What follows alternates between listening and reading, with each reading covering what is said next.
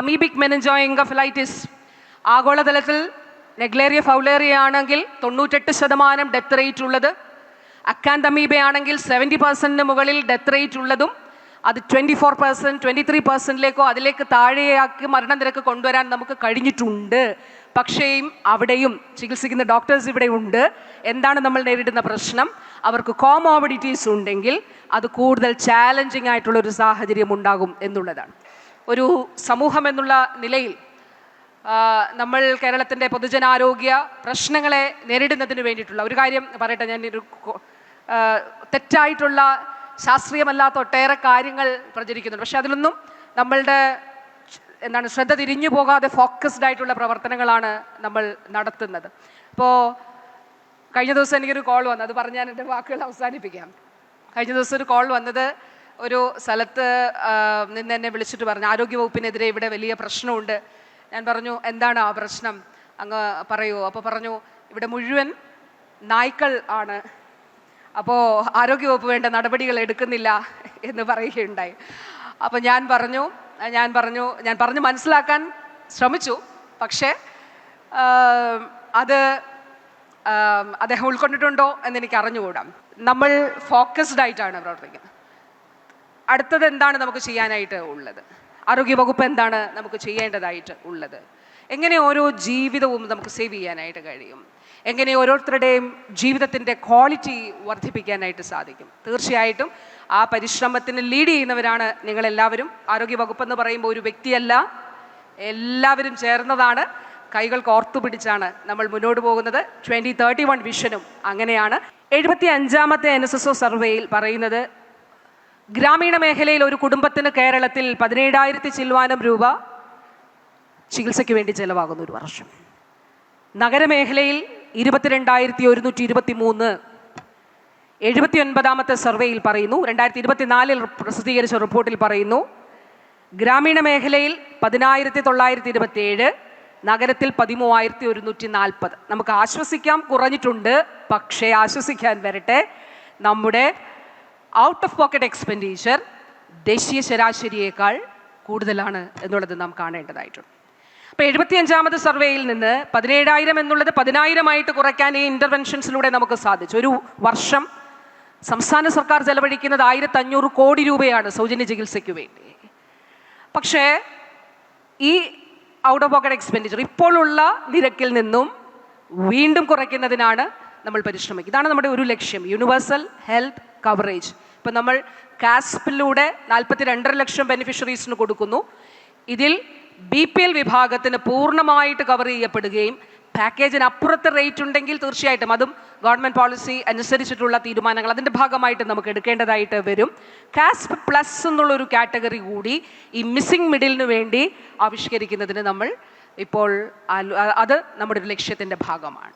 ഒരു കാര്യം പറയട്ടെ, കേരളത്തിൻ്റെ സർക്കാർ സംവിധാനങ്ങൾക്കൊപ്പം സഹകരണ മേഖല, ചെറിയ ഹോസ്പിറ്റൽസ്, 10-15 ബെഡുകളുള്ള ചെറിയ സ്വകാര്യ ആശുപത്രികൾ, ഇവയെല്ലാം ചേർന്നാണ് ഈ നിലയിലേക്ക് നമ്മുടെ സംവിധാനങ്ങളെ കൊണ്ടുവന്നതെന്നുള്ളത് കൂടി നാം കാണണം. അതുകൊണ്ടാണ് ക്ലിനിക്കൽ എസ്റ്റാബ്ലിഷ്മെൻറ്റ് ആക്ട് ഇപ്പോൾ അത് നടപ്പിലാക്കുമ്പോൾ ഈ ചെറിയ കുറച്ച് ബെഡുകളുള്ള ഹോസ്പിറ്റൽസിന് എക്സംഷൻ കൊടുക്കണം എന്നുള്ളത് കൂടി സർക്കാർ ആ പോളിസിയുടെ ഭാഗമായിട്ട്, അത് it's responsibility of a government to support this kind of small hospitals എന്നുള്ളത് അതിൻ്റെ ഭാഗമായിട്ട് നമ്മൾ കാണുന്നതാണ്. അതിൻ്റെ മറുവശം കൂടിയുണ്ട്, വലിയ കുത്തകകൾ, ആഗോള കുത്തകകൾ കേരളത്തിൻ്റെ ആരോഗ്യരംഗത്തേക്ക് ഒരു ബെഡിന് 2.5 2.9 CR ഒക്കെ ഇൻവെസ്റ്റ് ചെയ്തുകൊണ്ട് വരുമ്പോൾ definitely we are thinking about universal health coverage, and it's a responsibility of us to support. We do think that it's a responsibility of the government to support the small hospitals. അപ്പോൾ തീർച്ചയായിട്ടും ഇത് നമ്മുടെ ഒരു ലക്ഷ്യമാണ്. രണ്ടാമത്തെ ഒരു പോയിന്റിലേക്ക് ഞാൻ ശ്രദ്ധിക്കും, നമുക്ക് ചർച്ച ചെയ്യാവുന്നതാണ് ഈ ഓരോ പോയിന്റും. രണ്ടാമത്തെ ഒരു പോയിന്റിലേക്ക് വരുന്നത് രോഗാതുരത കുറയ്ക്കുക എന്നുള്ളതാണ്, റെഡ്യൂസിങ് ദ മോബിഡിറ്റി. കോവിഡ് കാലത്ത് നമ്മൾ കണ്ടു. അപ്പോൾ ഞാൻ പ്രത്യേകിച്ച് ഓർക്കുന്നു, 2021 ഈ ഗവൺമെൻറ്റിൻ്റെ തുടക്കകാലത്ത് രണ്ടാം തരംഗത്തിൻ്റെ തുടക്കമാണ്. അപ്പോൾ വാക്സിൻ നമുക്ക് ലഭ്യമായി തുടങ്ങിയിട്ടേ ഉള്ളൂ. അന്ന് നമ്മൾ പ്രയോറിറ്റി ഗ്രൂപ്പ്സിന് കൊടുക്കുന്നു, ഹെൽത്ത് വർക്കേഴ്സിന് കൊടുക്കുന്നു, ഫീൽഡിൽ ജോലി ചെയ്യുന്നവർക്ക് കൊടുക്കുന്നു, സീനിയർ സിറ്റിസൺസിന് കൊടുക്കാനായിട്ട് ആരംഭിച്ചു.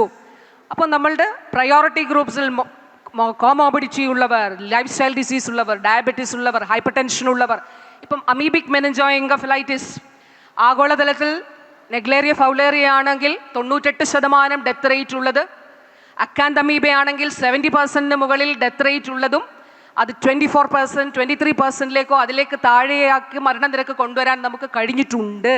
പക്ഷേയും അവിടെയും ചികിത്സിക്കുന്ന ഡോക്ടേഴ്സ് ഇവിടെ ഉണ്ട്. എന്താണ് നമ്മൾ നേരിടുന്ന പ്രശ്നം? അവർക്ക് കോമോബിഡിറ്റീസ് ഉണ്ടെങ്കിൽ അത് കൂടുതൽ ചാലഞ്ചിങ് ആയിട്ടുള്ളൊരു സാഹചര്യം ഉണ്ടാകും എന്നുള്ളതാണ്.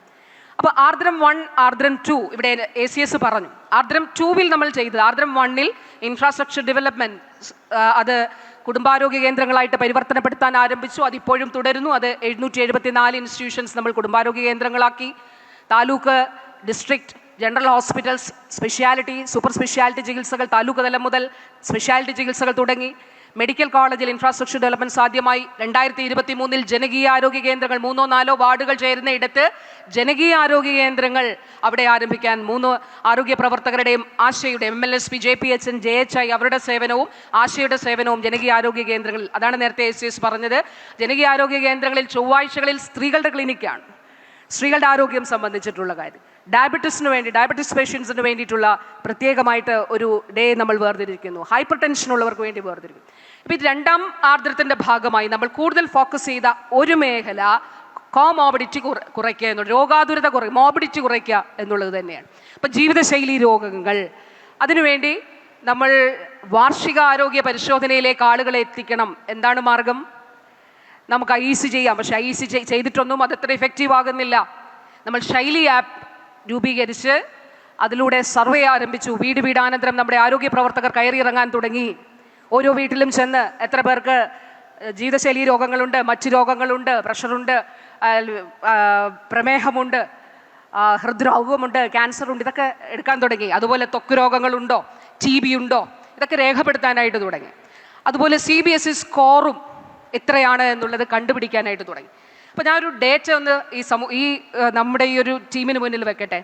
2023-24 ഡയബറ്റിസ് പുതുതായിട്ട് കണ്ടെത്തിയത്, ഈ സർവേക്ക് ശേഷം അവർ ആരോഗ്യ കേന്ദ്രങ്ങളിലേക്ക് എത്തി പുതുതായിട്ട് രോഗം കണ്ടുപിടിച്ചവരുടെ എണ്ണം 1,66,842.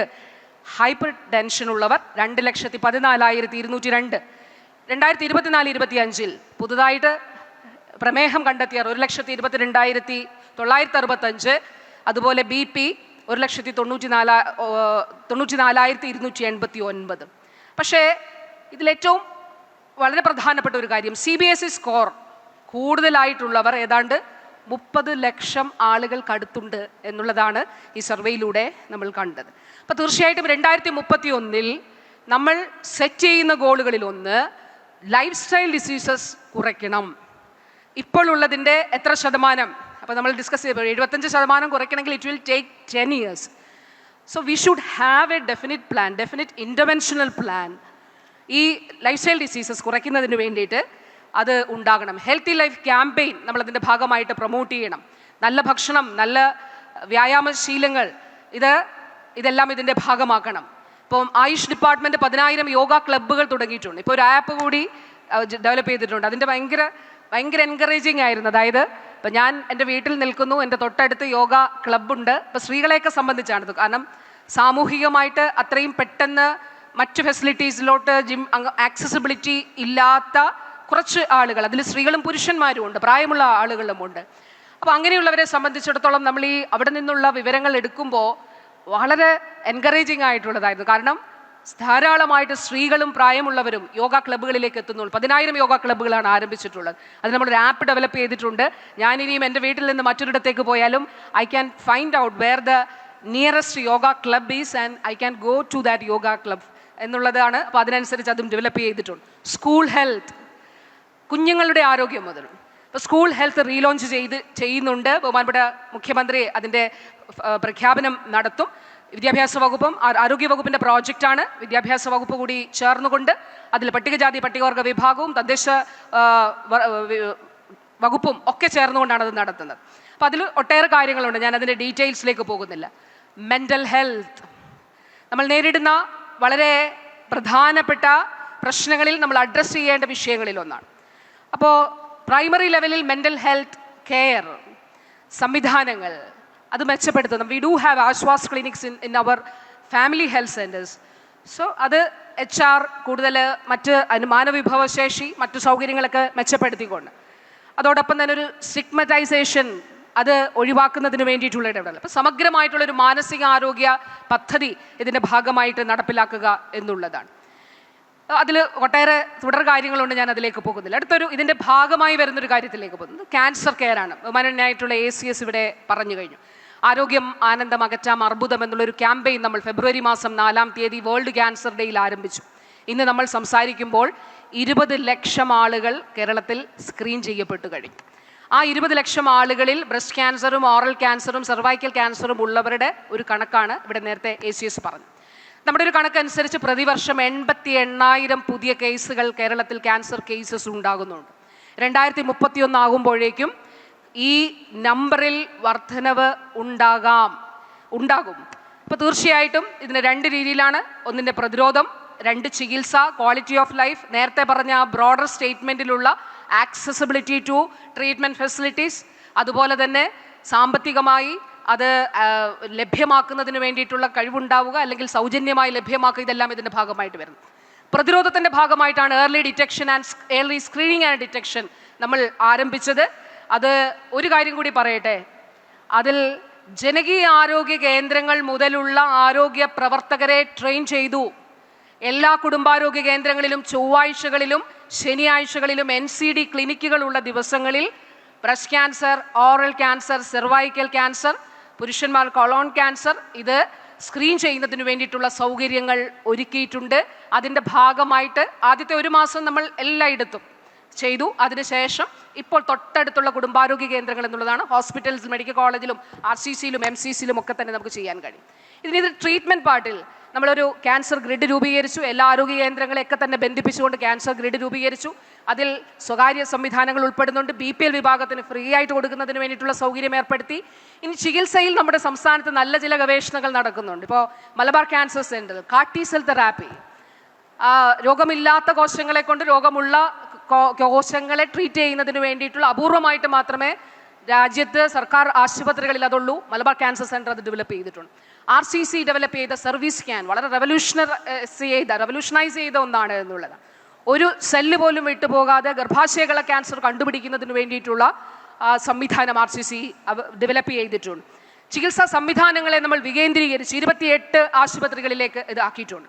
So we have to definitely think about, നമ്മൾ ചിന്തിക്കേണ്ടത് 2031 ആകുമ്പോഴേക്കും ഇപ്പോൾ എല്ലാ ബഹുമാനപ്പെട്ട ജില്ലാ പഞ്ചായത്ത് പ്രസിഡന്റ് ഇവിടെ ഉണ്ട്, എല്ലാ ജില്ലാ പഞ്ചായത്തുകൾക്കും പ്രോജക്റ്റ് ഉണ്ട്. ഏർലി ഡിറ്റക്ഷനും സ്ക്രീനിങ്ങിനും സബ്സിഡൈസ്ഡ് റേറ്റിൽ മരുന്ന് കൊടുക്കുന്ന കാര്യം ഞാൻ പറയുകയുണ്ടായി. ഗർഭാശയകള ക്യാൻസറിന് HPV വാക്സിൻ നമ്മൾ കൊടുക്കുന്നതിന് വേണ്ടി ആരംഭിച്ചിട്ടുണ്ട്.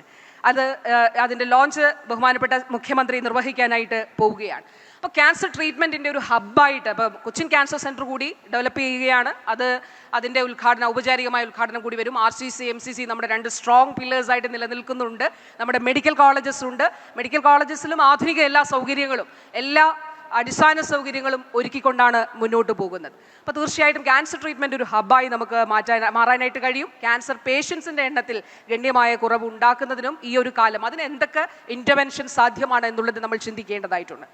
പകർച്ചവ്യാധികളുടെ നിയന്ത്രണം, അടുത്തൊരു പോയിന്റിലേക്ക്. പകർച്ചവ്യാധികളുടെ നിയന്ത്രണം, ഔട്ട്ബ്രേക്ക് മാനേജ്മെൻറ്റ്, ജന്തുജന്യ രോഗങ്ങളും അതോടൊപ്പം തന്നെ എമേർജിങ് ഇൻഫെക്ഷ്യസ് ഡിസീസസ്. നമുക്കറിയാം നമ്മുടെ ട്രോപ്പിക്കൽ ക്ലൈമറ്റ്, ഇതേ ക്ലൈമറ്റുള്ള കാലാവസ്ഥയുള്ള ഇടങ്ങളിൽ ഉണ്ടാകുന്ന അവിടെയെല്ലാം ഇതേപോലെ തന്നെ സമാനമായുള്ള നിലയിൽ ഇപ്പോൾ ശ്രീലങ്ക ഡെങ്കി ഔട്ട്ബ്രേക്ക് ഏതാണ്ട് സമാനമായിട്ടുള്ള പെറു സമാനമായിട്ടുള്ള സാഹചര്യത്തിൽ നമ്മൾ അവിടെ റൈസ് കാണുമ്പോഴേ നമുക്കിവിടെ വി ആർ എക്സ്പെക്ടിങ് നമുക്കിവിടെയും സാധ്യത ഉണ്ട് എന്നുള്ളത് കാണാം. അപ്പോൾ 2013 അനുഭവമുണ്ട്, 2017 സമാനമായിട്ടുണ്ടായി. കോവിഡ് കാരണം ആ സൈക്ലിക് ആയിട്ടുള്ള ഇൻക്രീസ് നമുക്കൊന്ന് ഡിലേഡായി.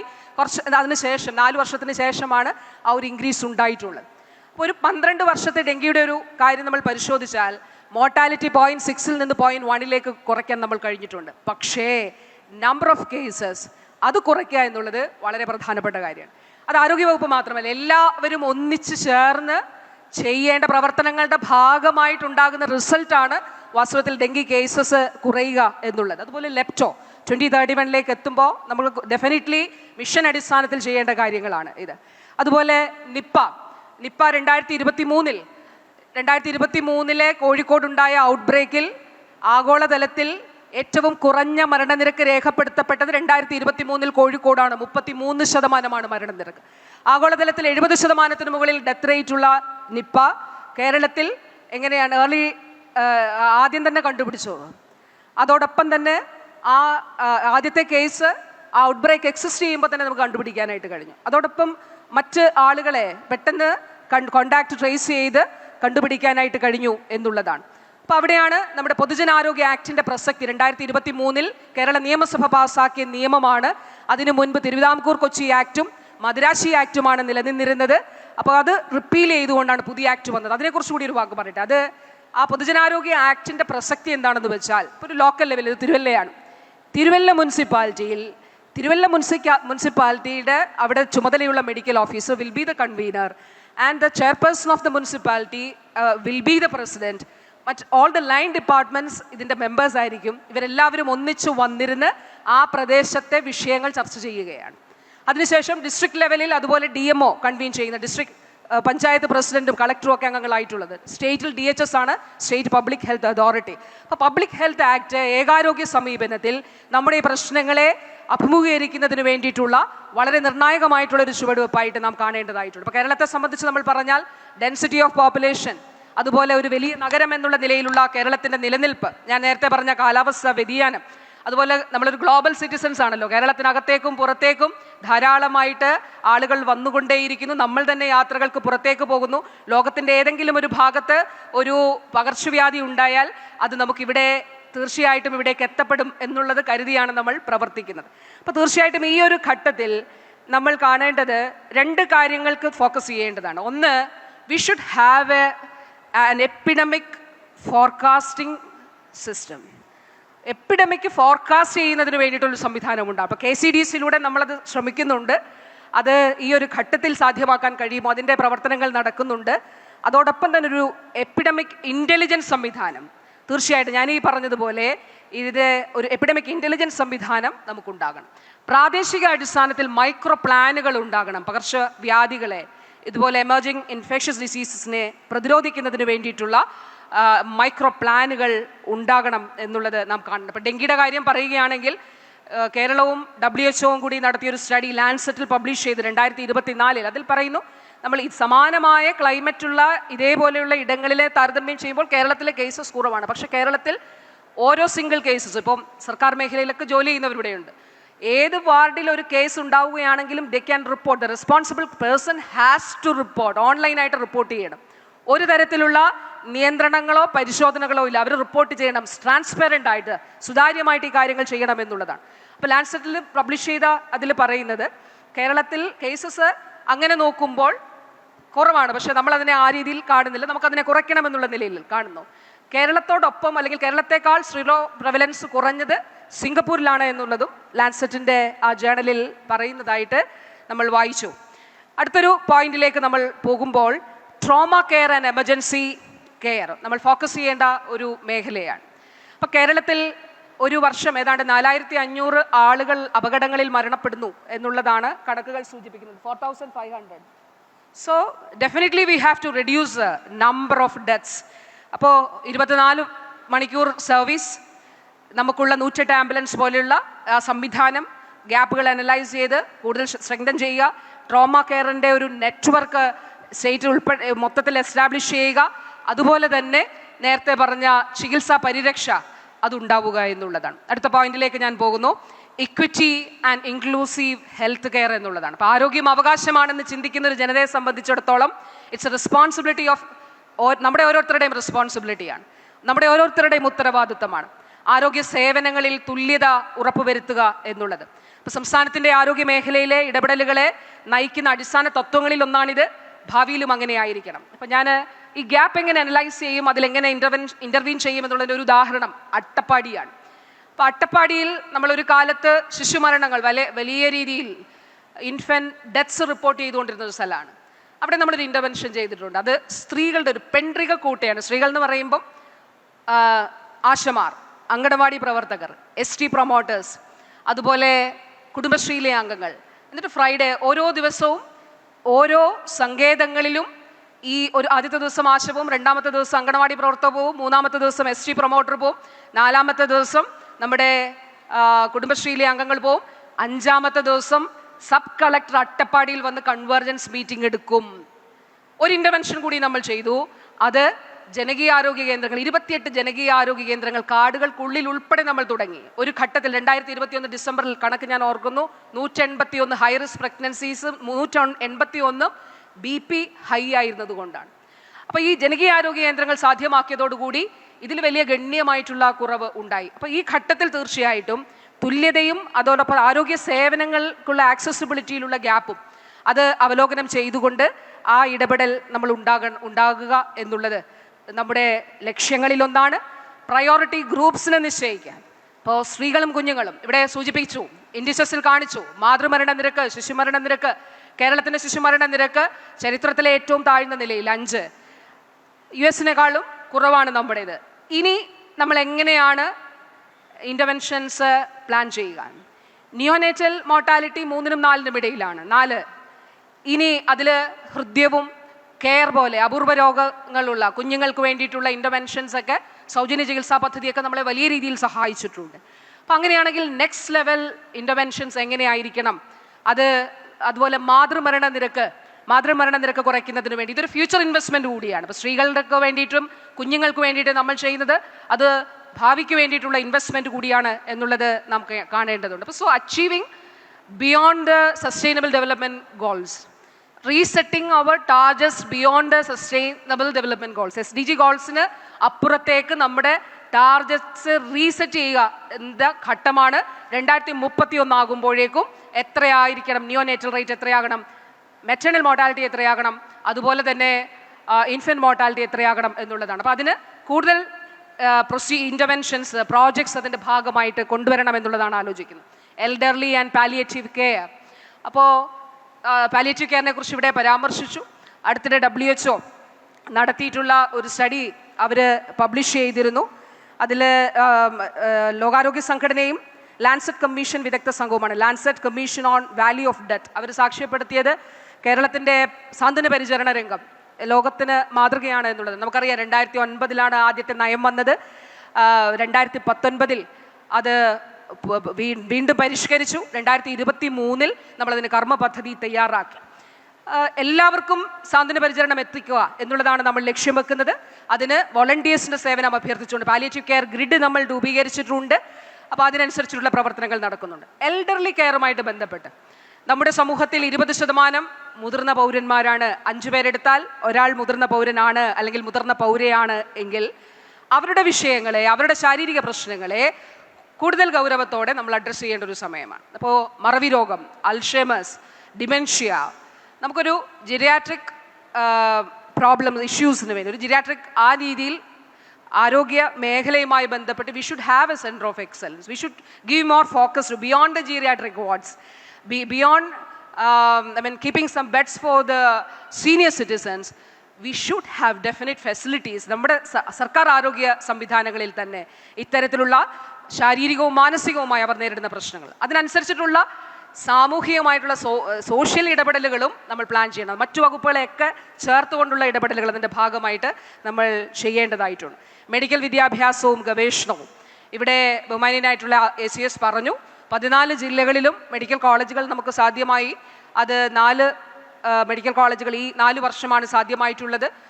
7 ജില്ലകളിൽ പുതുതായിട്ട് ഗവൺമെൻറ് നഴ്സിംഗ് കോളേജുകൾ ഇല്ലാതെ എടുത്ത് കൊടുക്കാൻ സാധിച്ചു, തുടങ്ങുവാൻ സാധിച്ചു. 21 ഗവൺമെൻറ് നഴ്സിംഗ് കോളേജുകൾ, അതുപോലെ സർക്കാരിൻ്റെ സഹകരണ സിമറ്റും ആരോഗ്യവകുപ്പിൻ്റെയൊക്കെ കീഴിലുള്ള സ്ഥാപനങ്ങൾ തുടങ്ങാനായിട്ട് സാധിച്ചു. അപ്പോൾ തീർച്ചയായിട്ടും ഈ ഘട്ടത്തിൽ മെഡിക്കൽ വിദ്യാഭ്യാസവുമായി ബന്ധപ്പെട്ട് പൂർണ്ണമായിട്ടും ടെറിഷറി കെയർ സെൻറ്റേഴ്സ്, നമ്മൾ കുറേ നാളുകളായിട്ട് പറഞ്ഞുകൊണ്ടിരിക്കുന്നത്, പൂർണ്ണമായിട്ടും ടെറിഷറി കെയർ സെൻറ്റേഴ്സായി, സെൻറ്റേഴ്സ് ഓഫ് എക്സലൻസായി, അതുപോലെ അത് മെഡിക്കൽ കോളേജുകൾ മാറ്റിയെടുക്കുന്നതിന് വേണ്ടിയിട്ടുള്ള അത് പൂർണ്ണ നിലയിൽ ആകുന്നു. അതിൻ്റെ കുറേ പ്രവർത്തനങ്ങൾ നടക്കുന്നുണ്ട്. റെഫറൽ പ്രോട്ടോക്കോളും ബാക്ക് റെഫറൽ പ്രോട്ടോക്കോളും ഒക്കെ തയ്യാറാക്കിയിട്ട് ആ നിലയിൽ നടക്കുന്നുണ്ട്. പക്ഷേ എന്നിരുന്നാലും പ്രായോഗിക അടിസ്ഥാനത്തിൽ നമുക്കത് ആ നിലയിൽ അച്ചീവ് ചെയ്യേണ്ടതായിട്ടുണ്ട്. 2031 നമ്മുടെ പ്രവർത്തനത്തിലെ ഒരു വലിയ ലക്ഷ്യം ആകണം ഡെഫിനറ്റ്ലി. അതുപോലെ അക്കാഡമിക് മുന്നേറ്റത്തിന് വേണ്ടിയിട്ടുള്ള ചികിത്സാ മേഖലയിൽ എന്നതുപോലെ അക്കാദമിക് മുന്നേറ്റത്തിന് വേണ്ടിയിട്ടുള്ള ഇടപെടലുകളുണ്ട്. അപ്പോൾ ആയുർവേദ ഗവേഷണ രംഗത്ത് IRIയുടെ കാര്യം പറയുകയുണ്ടായി. ഇപ്പം തന്നെ ചില വിദേശ യൂണിവേഴ്സിറ്റികളുമായിട്ട് ധാരണാപത്രം ഒപ്പിടുകയാണ്. ജനുവരി മാസത്തിൽ ബഹുമാനപ്പെട്ട CM ഉദ്ഘാടനം ചെയ്യുമ്പോൾ തന്നെ അവിടെ ഗവേഷണവുമായിട്ട് ബന്ധപ്പെട്ടിട്ടുള്ള കാര്യങ്ങൾ ആരംഭിക്കുകയാണ്. വലിയ താളിയോല ശേഖരവും ആയുർവേദത്തിൻ്റെ ഏറ്റവും വലിയ ഗ്രന്ഥശാലയും ഒക്കെ അവിടെയാണ് വരുന്നത്. ഹോസ്പിറ്റൽ 100 ബെഡഡ് ഹോസ്പിറ്റലൊക്കെ അവിടെ ആരംഭിക്കുകയാണ്. അപ്പോൾ ആയുഷുമായി ബന്ധപ്പെട്ടും അതുപോലെ ഹോമിയോയും ഒക്കെ ആയിട്ട് ബന്ധപ്പെട്ടും ഗവേഷണത്തിൽ ഞാൻ നേരത്തെ പറഞ്ഞു, നമുക്ക് IAV institute of advanced virology വാസ്തവത്തിൽ ഈ കാലഘട്ടത്തിൽ കേരളത്തിൻ്റെ ഏറ്റവും വലിയ സംഭാവനകളിൽ ഒന്നാണ് IAV എന്നുള്ളത് നമ്മൾ കാണാം. സയൻസ് ആൻഡ് ടെക്നോളജിയുടെ കീഴിലാണ് അത് വരുന്നത്. ഇപ്പോൾ 80-ലധികം വൈറസുകൾ, ഇപ്പോൾ അത് നിപ്പയുടെ സ്യൂഡോ വൈറസ് ഡെവലപ്പ് ചെയ്ത് അല്ലെങ്കിൽ ആ നിലയിലുള്ള പ്രവർത്തനങ്ങൾ അതിൻ്റെ ഭാഗമായിട്ട് നടത്തുന്നതിന് നമുക്ക് സാധിച്ചിട്ടുണ്ട്. അപ്പോൾ ഈ മറ്റൊരു ഓപ്പർച്യൂണിറ്റി, ഞാനൊരു ഉദാഹരണം മാത്രം, ഇപ്പോൾ കാർട്ടി സെൽ തെറാപ്പി MCCയുടെ കാര്യം പറഞ്ഞു. കാർട്ടി സെൽ തെറാപ്പി പ്രോഡക്ട്സ് നമുക്ക് കുറേ ഗ്ലോബൽ ചാലഞ്ചസ് നേരിടുന്നുണ്ട്. അപ്പം വെക്ടർ ബേസ്ഡ് തെറാപ്പീസിന് വേണ്ടിയിട്ടുള്ള ആഗോള വെല്ലുവിളികളെ നേരിടുന്നതിന് സർക്കാർ പിന്തുണയുള്ള GMP സംവിധാനം നമുക്ക് IAVയുടെ സഹായത്തോടുകൂടി നേതൃത്വത്തിൽ വികസിപ്പിക്കാനായിട്ട് സാധിക്കും. അതൊരു കാര്യം സൂചിപ്പിച്ചു എന്നുള്ളതേ ഉള്ളൂ. അങ്ങനെ ഗവേഷണം PG സ്റ്റുഡൻസ് ഉൾപ്പെടെ നമ്മുടെ അധ്യാപകരുൾപ്പെടെ ഗവേഷണത്തിന് വേണ്ടി ഗവേഷണമല്ലാതെ യഥാർത്ഥത്തിലുള്ള റിസർച്ച് നമ്മുടെ സ്ഥാപനങ്ങളിൽ നടക്കുന്നതിനും കേരളത്തിൽ നടക്കുന്നതിനും വേണ്ടിയിട്ടുള്ള തീർച്ചയായിട്ടും ആ നിലയിലുള്ള മാറ്റി ചിന്തിക്കലുകളും ഇടപെടലുകളും ഉണ്ടാകണം എന്നുള്ളതാണ്. വാക്കുകൾ ദീർഘിപ്പിക്കുന്നില്ല, എനിക്ക് തന്ന സമയം 11:15 ഒരു കാര്യം കൂടി പറഞ്ഞ് 1-2 കാര്യങ്ങൾ കൂടി പറഞ്ഞ് ഞാൻ എൻ്റെ വാക്കുകൾ അവസാനിപ്പിക്കുകയാണ്. ഒന്ന്, ഹെൽത്ത് ഹബ്ബ്. ഞാൻ നേരത്തെ പറഞ്ഞു ക്യാൻസർ ട്രീറ്റ്മെൻറ്റുമായി ബന്ധപ്പെട്ട് പറഞ്ഞു. കേരളത്തിൻ്റെ ആരോഗ്യ സൂചികകളെല്ലാം മെച്ചപ്പെട്ടതാണ്, നല്ല സംവിധാനങ്ങളുണ്ട്. അപ്പോൾ കേരളത്തെ ഒരു ഹെൽത്ത് ഹബ്ബായിട്ട് മാറ്റുക എന്നുള്ളതാണ് നമ്മൾ ലക്ഷ്യം വെക്കുന്നത്. കുറേ വർഷങ്ങളുടെ പ്രവർത്തനം കൊണ്ടാണ് നമുക്കത് സാധ്യമാകുക. ഒരു ട്രീറ്റ്മെൻറ്റ് ഹബ്, അതോടൊപ്പം തന്നെ ആയുഷുമായി ബന്ധപ്പെട്ട് പ്രിവെൻറ്റീവ് ആസ്പെക്റ്റിൽ ഒരു വെൽനസ് ഹബ്, അത് നമുക്ക് തീർച്ചയായിട്ടും സാധ്യമാക്കാനായിട്ട് സാധിക്കും. അതോടൊപ്പം ഒട്ടേറെ കാര്യങ്ങൾ പറയാനായിട്ടുണ്ട്. അതിൽ 1-2 കാര്യങ്ങൾ പറയട്ടെ. AMR ACS ഇവിടെ പറഞ്ഞു, ആൻറ്റി മൈക്രോബിയൽ റെസിസ്റ്റൻസ്. അതുമായി ബന്ധപ്പെട്ട് ഇപ്പോൾ ആരോഗ്യ കേന്ദ്രങ്ങൾ, അതായത് താഴെ തട്ടിലുള്ള primary health centres, family health centres ആണ് ആൻറ്റിബയോട്ടിക് സ്മാർട്ട് ഹോസ്പിറ്റൽസ് ആയിട്ടുള്ളത്. So we have to convert the secondary level hospitals, the tertiary level medical colleges to antibiotic smart hospitals. Some medical colleges like Kottayam Medical College has already started the process. അവർ ഇതിനോടകം ആ process തുടങ്ങിയിട്ടുണ്ട്. തീർച്ചയായിട്ടും നമുക്കത് ചെയ്യാനായിട്ട് കഴിയും. Secondary tertiary തലങ്ങളിലും antibiotic smart hospitals ഉണ്ടാകണം. Private sector, കൂടുതൽ പ്രൈവറ്റ് സെക്ടർ, IMA അതിന് പിന്തുണ അറിയിച്ചിട്ടുണ്ട്. അപ്പോൾ IMAയുടെ കൂടി സഹകരണത്തോടു കൂടി പ്രൈവറ്റ് സെക്ടറും അതിൻ്റെ ഭാഗമായിട്ട് കൂടുതൽ ആൻറ്റി മൈക്രോബിയൽ റെസിസ്റ്റൻസിൻ്റെ അനിവാര്യത ബോധ്യപ്പെട്ടുകൊണ്ട് 2050 ആകുമ്പോഴേക്കും ലോകത്ത് ഏറ്റവും കൂടുതൽ മരണപ്പെടുന്നത് ആൻറ്റി മൈക്രോബിയൽ റെസിസ്റ്റൻസ് കൊണ്ടാണെന്ന് വേൾഡ് ഹെൽത്ത് ഓർഗനൈസേഷൻ പറയുന്നു. കേരളം അതിനനുസരിച്ച് ഒട്ടേറെ പ്രവർത്തനങ്ങൾ മുന്നോട്ട് കൊണ്ടുപോയിട്ടുണ്ട്. അപ്പോൾ തീർച്ചയായിട്ടും എല്ലാവരും യോജിച്ചുള്ള പ്രവർത്തനങ്ങൾ ഇതിൻ്റെ ഭാഗമായിട്ട് നടത്തേണ്ടതായിട്ടുണ്ട് എന്നുള്ളത് കൂടി ഇതിൻ്റെ പറയട്ടെ.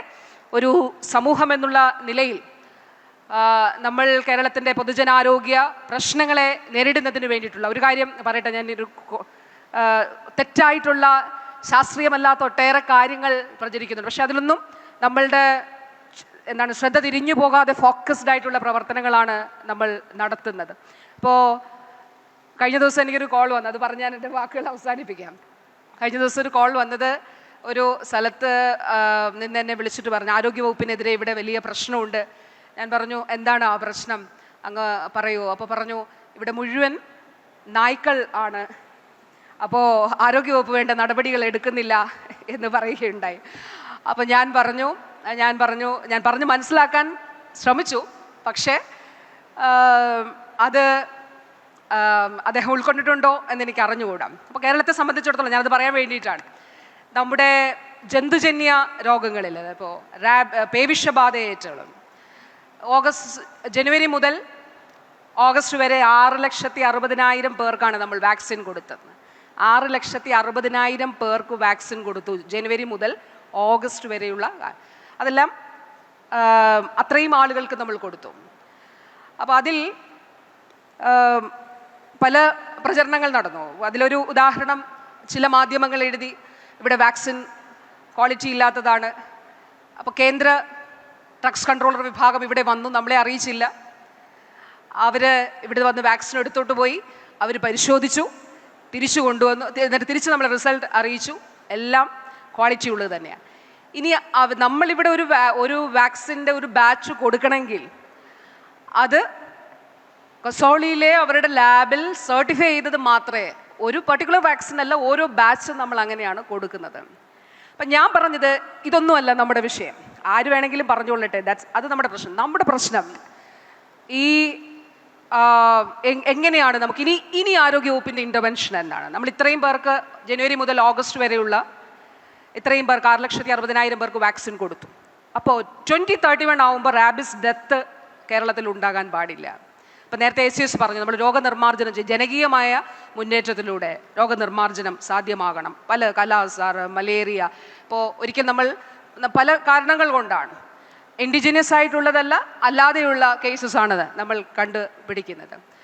അപ്പോൾ അതിൽ ഈ റാബിസ് ഡെത്തുമായിട്ട് ബന്ധപ്പെട്ട് നമ്മൾ ഒരു കാര്യം കൂടി ചിന്തിച്ചിട്ടുണ്ട്, അതിപ്പോൾ നടപ്പിലാക്കാനായിട്ട് പോകുന്നത്. നമ്മുടെ കാരുണ്യ ഫാർമസികൾ വഴി ഈ സാമ്പത്തിക വർഷം എന്തായാലും ഫ്യൂച്ചറിൽ അതിൽ മാറ്റങ്ങൾ ഉണ്ടാകാം.